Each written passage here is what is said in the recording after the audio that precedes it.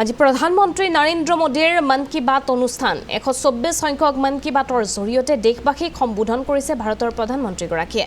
আজি মন কি বাতৰ বিষয় হৈছে ক্ৰীড়া বিজ্ঞান আৰু সংস্কৃতি। অনুষ্ঠানত অংশগ্ৰহণ কৰিছে কেন্দ্ৰীয় মন্ত্ৰী সৰ্বানন্দ সোণোৱালে। মহানগৰী জ্যোতিকুছিৰ পৰা অংশগ্ৰহণ কৰিছে কেন্দ্ৰীয় মন্ত্ৰীগৰাকীয়ে।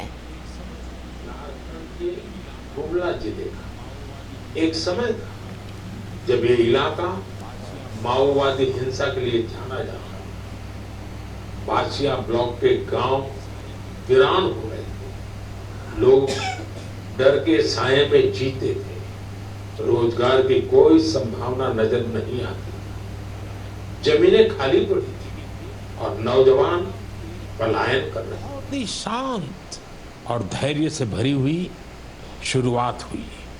ओम प्रकाश साहू जी नाम के एक युवक ने हिंसा का रास्ता छोड़ दिया। उन्होंने मछली पालन शुरू किया, फिर अपने जैसे कई साथियों को भी इसके लिए प्रेरित किया। उनके इस प्रयास का असर भी हुआ।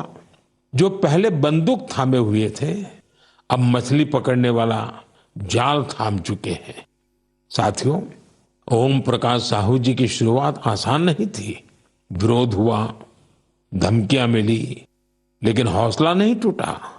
जब प्रधानमंत्री मत्स्य संपदा योजना आई तो उन्हें नई ताकत मिली, सरकार से ट्रेनिंग मिली, तालाब बनाने में मदद मिली और देखते देखते गुमला में मत्स्य क्रांति का सूत्रपात हो गया।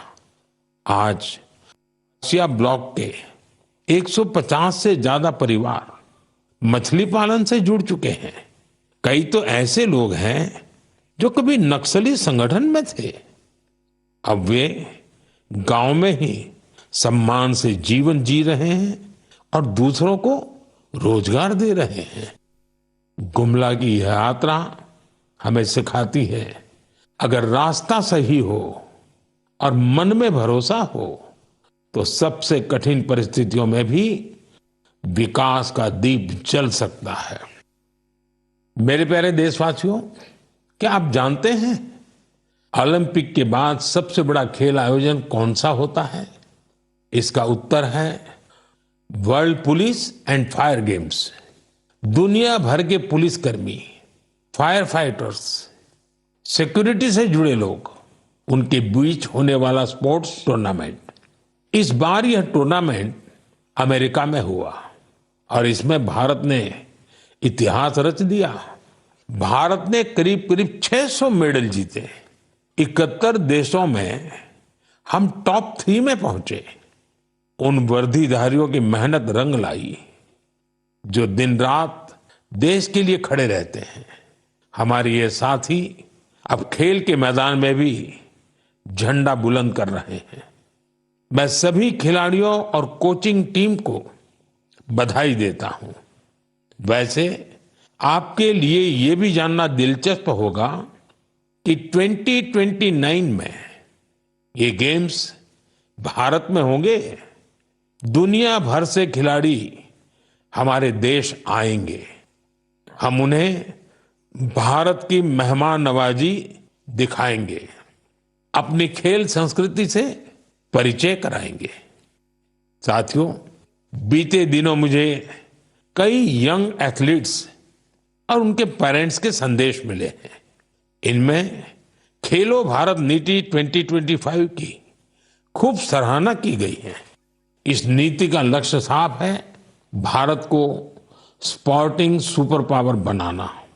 गांव, गरीब और बेटियां इस नीति की प्राथमिकता है।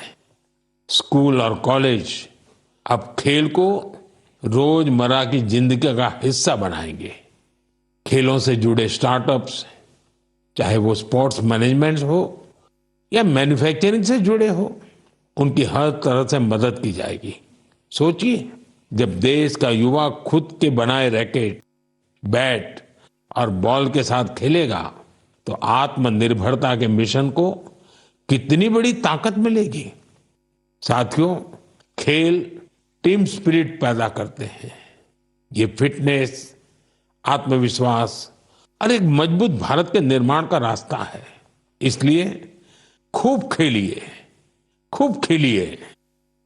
मेरे प्यारे देशवासियों, कुछ लोगों को कभी कभी कोई काम नामुमकिन सा लगता है क्या ये भी हो पाएगा?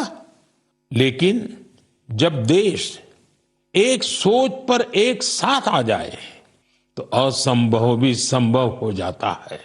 स्वच्छ भारत मिशन इसका सबसे बड़ा उदाहरण है। जल्द ही इस मिशन को 11 साल पूरे होंगे, लेकिन इसकी ताकत और इसकी जरूरत आज भी वैसी ही है। इन 11 वर्षों में स्वच्छ भारत मिशन एक जन आंदोलन बना है। लोग इसे अपना फर्ज मानते हैं और यही तो असली जन भागीदारी है। साथियों, हर साल होने वाले स्वच्छ सर्वेक्षण ने इस भावना को और बढ़ाया है।